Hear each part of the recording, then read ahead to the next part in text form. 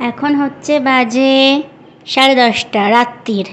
এই যে আমার পাপা সারাদিন ঘুমো করেছে, আর এখন ঘুম থেকে দেখো দেখো পাটাকে দেখো, এখন হচ্ছে ঘুম থেকে উঠলো, উঠে হচ্ছে ফ্রেশ হলো।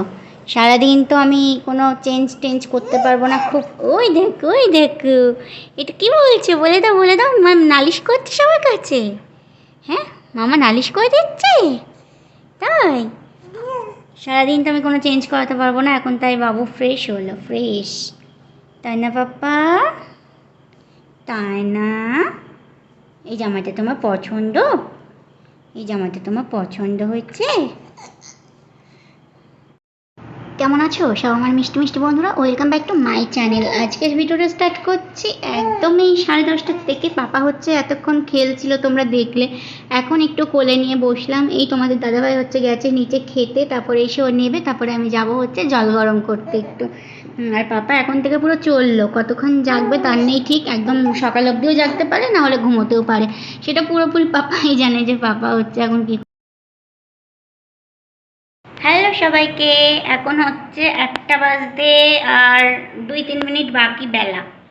তো আমার পাপা হচ্ছে সেই ভোরবেলা উঠেছে 5:45। হ্যাঁ হ্যাঁ, তার মাঝে একটুখানি ঘুমিয়েছে। আমি গেছি স্নান করতে, দেখি ক্যাঁ ক্যাঁ করে কাঁদছে।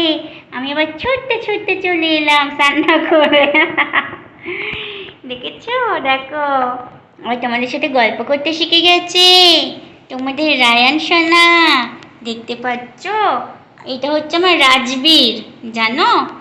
এটা আমার রাজবীর, আমার পাপা। সবার সাথে তো গল্প কয়ে কয়ে দাও।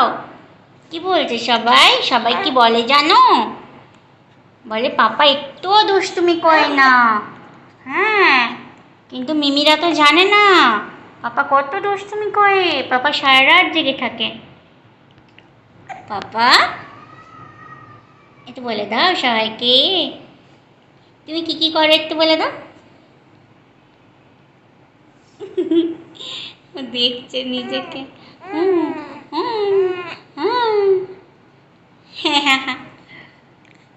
আমি সকাল থেকে খাই অবধি নি, পাপা যখন ঘুমাবে তারপরে সমস্ত কিছু করবো। তো পাপা হচ্ছে ঘুমালো না, এখন 2:45 মতো বাজে। আমার একটু খিদে পেয়েছে, সে কারণে হচ্ছে আমি নিয়ে এসেছি ভাত, আর ভাতটাকে ওভাবে মাখছি চামচে করে করে।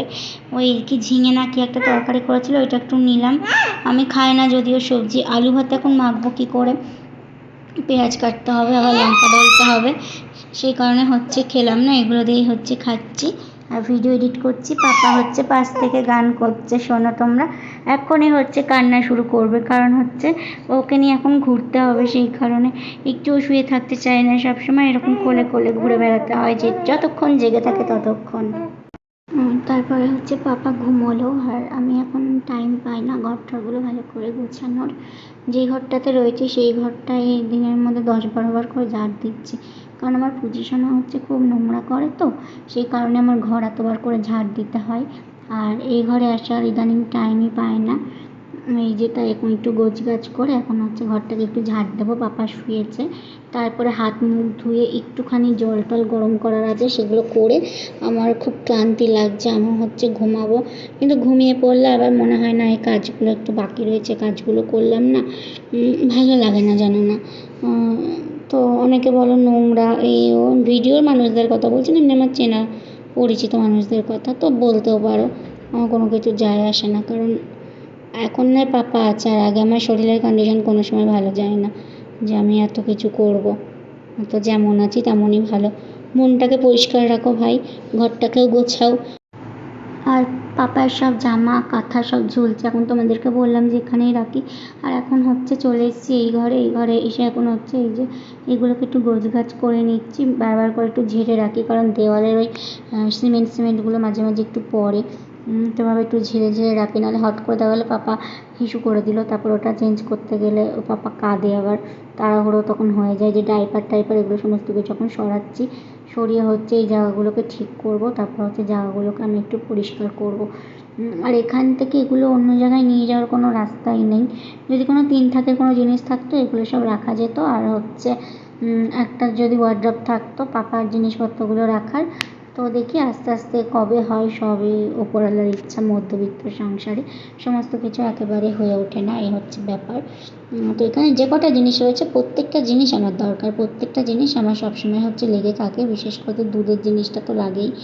তো একটাও এমন কোনো জিনিস নেই যে এটাকে সরিয়ে ওইটাকে আমি এখানে রাখবো, তেমন কোনো ব্যাপারও নেই যে মানে রাখতেই পারবো না, সব জিনিসই আমার দরকার, এমন একটা ব্যাপার।